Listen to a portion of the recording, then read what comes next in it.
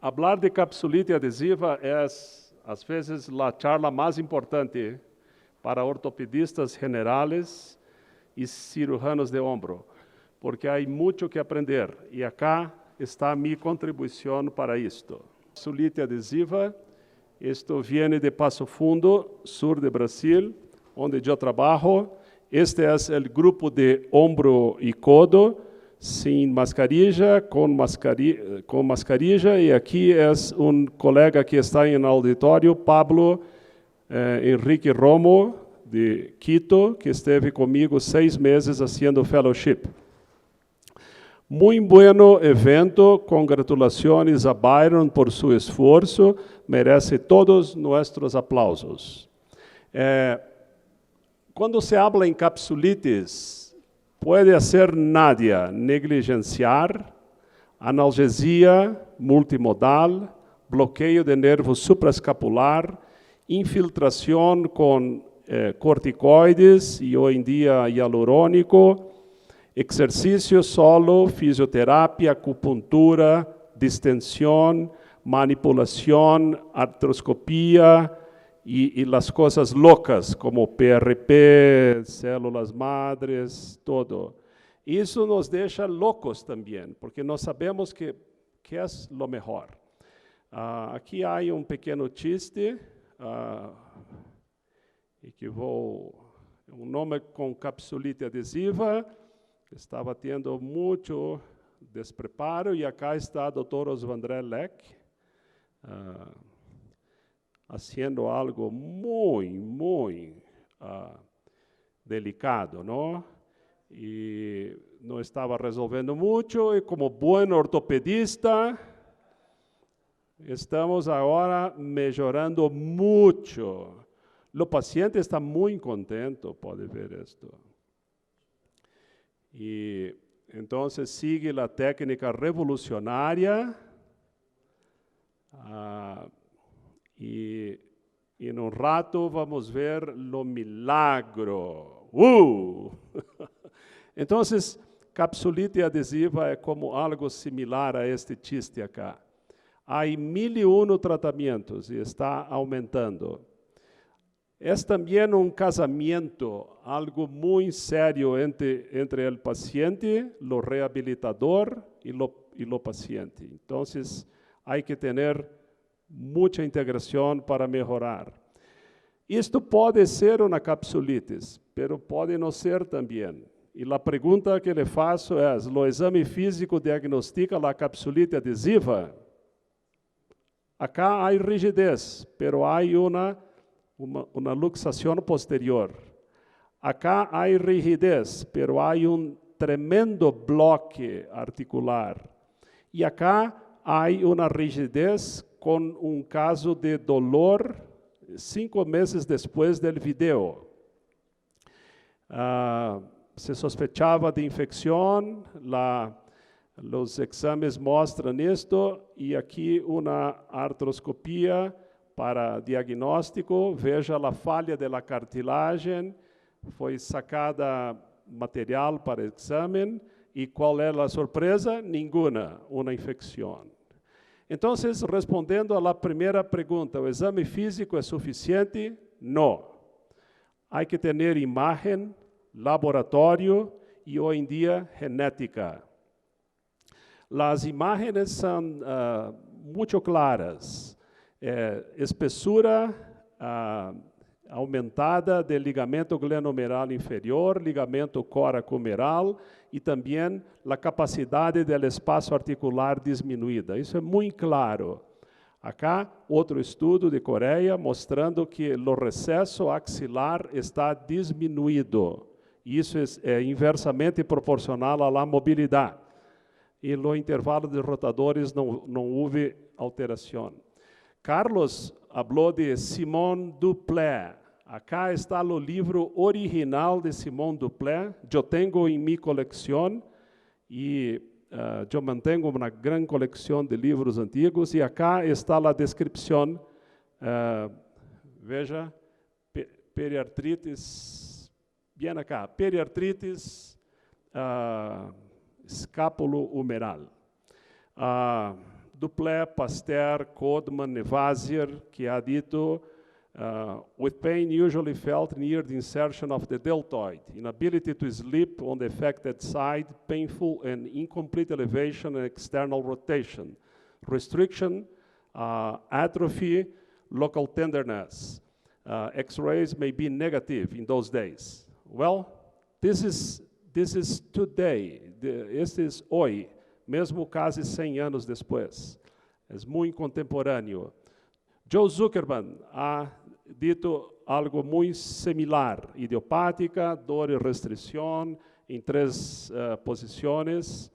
E o que sabemos hoje é que há uma grande porcentagem de correlação com doenças metabólicas e 70% ainda não está muito identificada. As 2 primeiras fases, muito dolorosas, dolor e rigidez. A terceira fase é pouco melhor.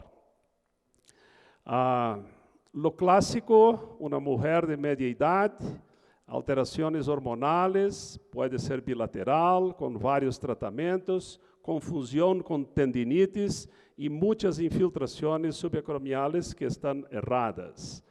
A restrição de mobilidade em 2 direções, dolor noturna, e os irritativos são positivos. Diminui a mobilidade, aumenta o dolor e o estresse, e o paciente sofre muito. Este é o clássico do paciente. Por isso que o ortopedista e mesmo nós outros não gostamos muito. Em RBO, há 20 anos atrás, eu he escrito trabalho clássico. Diminuir a dolor inicialmente e aumentar a mobilidade posteriormente. E esse artículo, que é viejo, tem uma muito boa leitura, de acordo com o ResearchGate. Que uso corticoide, opioide, dipirona, algumas vezes anti-inflamatório, suspendo a fisioterapia, porque necessito repouso articular. Uso pregabalina, duloxetina e lidocaína em adesivo quando necessário.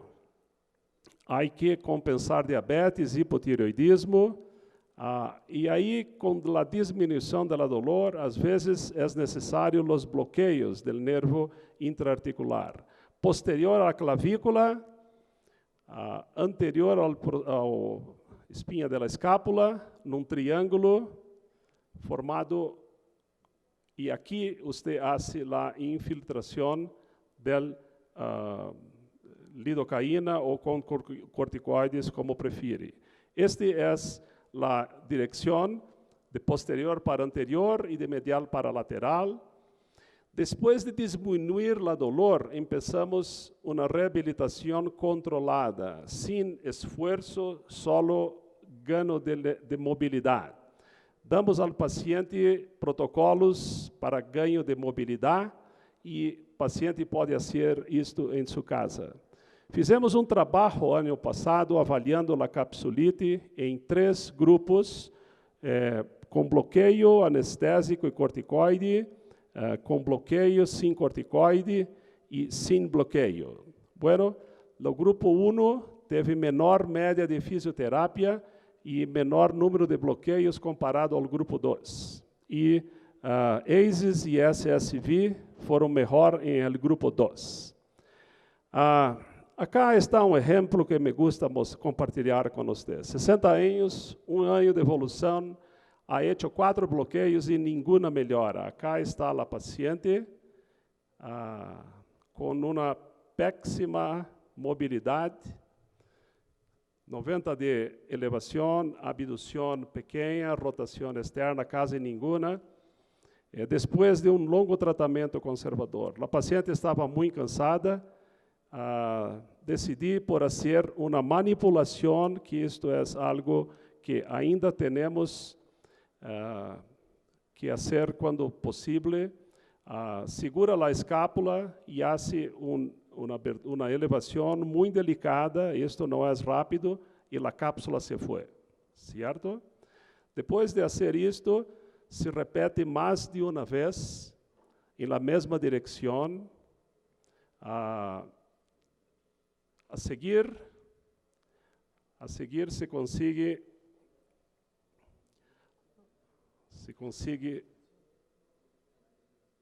uma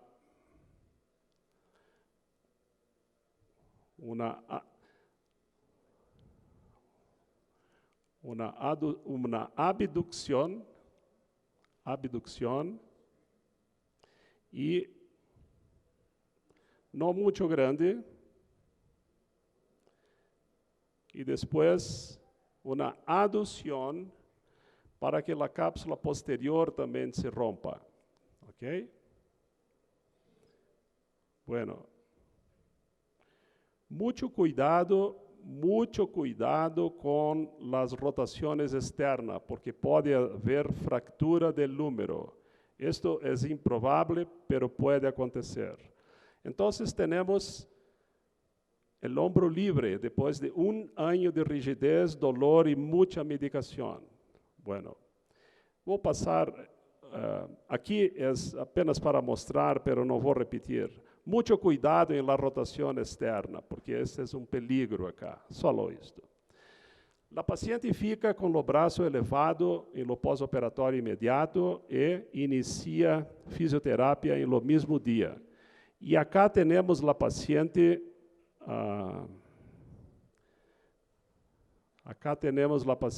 em revisão 2 semanas atrás, muito contenta, com mobilidade completa, com 4 meses.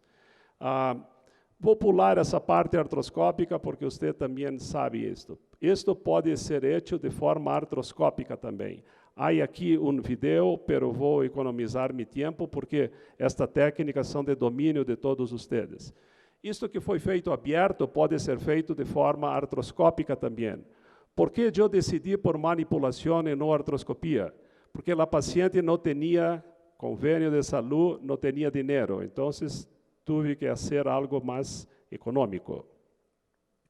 E acá está a paciente em pós-operatório, muito bem também. Quando se habla de capsulite, por favor, lembre, pacientes com perda de mobilidade podem ter capsulite. Sospeche quando o paciente tem diabetes ou tireoidopatia. Entenda a rigidez. Isto não é uma simples inflamação. Considere analgesia multimodal com bloqueios, seguida de fisioterapia. Este é o tratamento conservador. E considere também manipulação ou artroscopia quando não evoluir bem. Muchas gracias.